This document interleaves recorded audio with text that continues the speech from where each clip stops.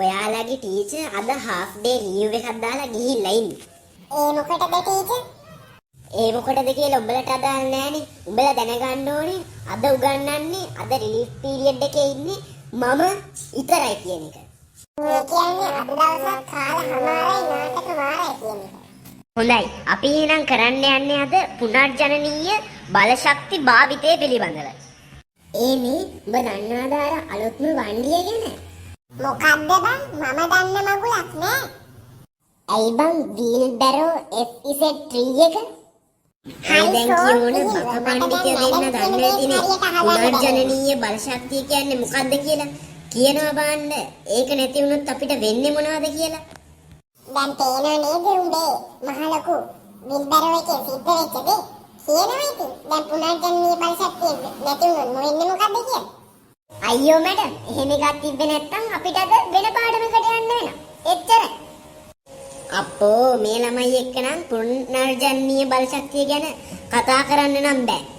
වෙන පාඩමකට යන්නම වෙනවා තමයි. ඒ කියන්නේ මැඩම් පුනර්ජනනීය බලශක්තිය කියලා එකක් නැද්ද? වරෙන්කෝ නැගිටලා මම පුනර්ජනනීය බලශක්තිය කියන්නේ මොකක්ද කියලා පැහැදිලි කරලා දෙන්න. ඔන්න ආවා මැඩම්. පුනර්ජනනීය බලශක්තිය කියන්නේ මෙන්න මේකට. තේරුණාද? ඔව් මැඩම් තේරුණා. මම ගිහිල්ලා ඉඳ ගන්නම්. හොඳයි. එහෙනම් කියන්න බාන්න ඔය කණ්ණාඩි දෙකක් දාගෙන ඉන්න දරුවා ඔය ළමයාට දකින්න උපකාරී වෙන්නේ මොනවද කියලා? මට දකින්න පුළුවන් වෙන ඉන්ද්‍රියන් තමයි ඇස කන නාසය. ඒ කොහොමද ඔලොමොට්ට රිලවෝ? නහයනුයි කන් දෙකුනුයි දකින්නේ? උඹට අර මොලයක් නැද්ද? ඇයි ටීචර් මගේ කණ්ණාඩි දෙක තියෙන්නේ නහයයි කන් දෙකයි උඩනේ. හොඳයි.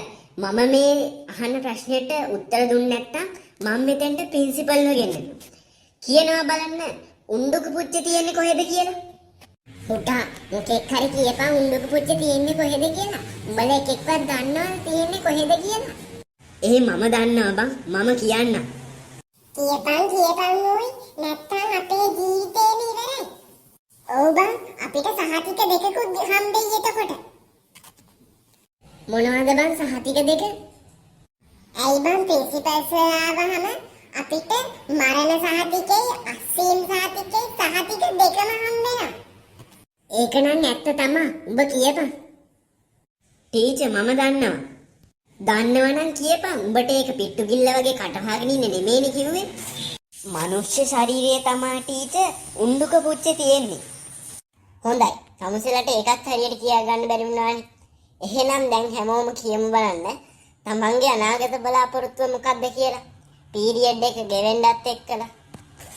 ටීචර් මගේ අනාගත බලාපොරොත්තුව තමයි ලෝකේ තියෙන ලොකුම හොඳම ත්‍රිලෝක විජේපත්‍ර සමාගමේ හිමිකාරීත්වය අරගන්න. අන්න එහෙම නෙවෙන්න ඕනේ. හැමෝම වගේ ඉංජිනේර් කෙනෙක්, ડોක්ටර් කෙනෙක් වෙන්න නැතුව ඒ වගේ හොඳ වෙනසක් කරන්න ඕනේ.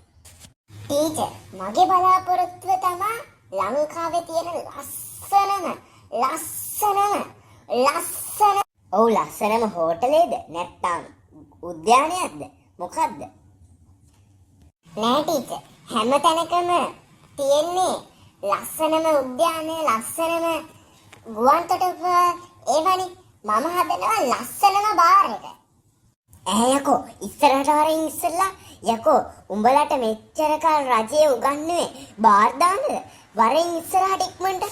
අනේ ටීචර් ගහන්න එපා ටීචර්. මම හිතේ සුපනුත් හොඳ වෙනසක් කරපු හින්දා මාත් ඒ වගේ වෙනස් දෙයකට මත්ද්‍රව්‍යයක් කියන්න ඕනේ කියලා හිතේ. අනේ ටීචර් ගහන්න එපා ටීචර්. යකෝ සුපුන වෙනසකට කිව්වේ ත්‍රිලෝක විජේපත්‍රය. ඒ කියන්නේ පුස්කොළපත් වගේ දේවල් වෙන්නේ නැතිනේ. අන්න ඒවා මේ අලවි කරන සමාගමක් හදන්න. උඹ ඒ වගේද? අනේ ටීචර් ඒකවත් දන්නේ නැහැ. ත්‍රිලෝක විජේපත්‍ර කියන්නේ මත්ද්‍රව්‍යයක් නේ.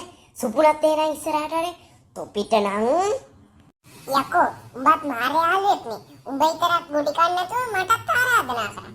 උඹ වගේ යාළුවෙක් ඉන්න තමයි ලංකාවට මේ වගේ තැනක් ඇතිලා තියෙන්නේ. තොපි දෙන්නම ඔතන හිටහන්කෝ. මං තොපි දෙන්නට හොඳ වැඩක් කරනවා. හරිනේ. දැන් උඹට විතරක් නෙවෙයි මටත් ගොඩි කන්න වෙනවා. බලහන් ඉතින්. කලබල වෙන්න එපා සහෝදරයා. මම පොඩි උපක්‍රමයක් පාවිච්චි කරන්නම්. මෝඩයා ඒ පාරේ ඉතින් ෆෝන් එකක් ගත්තා. දැන් ඉතින් ෆෝන් එකක් ගෙනල්ලා කියලා ටීචර්ට අහු වෙනවනේ. මෝඩ යකෙක් නුනා. හෙලෝ. හෙලෝ. මේ විජේරත්න මල් ශාලාවද? අඩි 6 පෙට්ටියක් ලෑස්ති කරලා තියන්න. හරි. තිබ්බා. මොකටද බූරුව දොඩංගෙඩි දෙකක් තරම්වත් උස නැති තමුන්ට අඩි 6 පෙට්ටියක්? ඔන්න මට නම් ප්‍රශ්නයක් නැහැ. අනික කොහොමද තමුසෙට ෆෝන් එකක්? මැඩම් අනේ මට නෙමෙයි මේ මිනි පෙට්ටිය.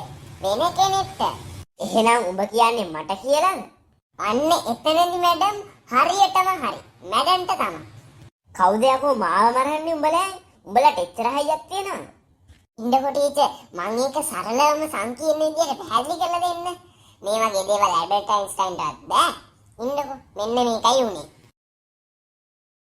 ඒ ටීචර් එදා ප්‍රින්සිපල් සර්ගේ පර්ස් එක උස්සලා මේකප් බඩු ටිකකුයි iPhone 17 AI එකයි ගත්තුනේ අපි ඒක වීඩියෝ කරා.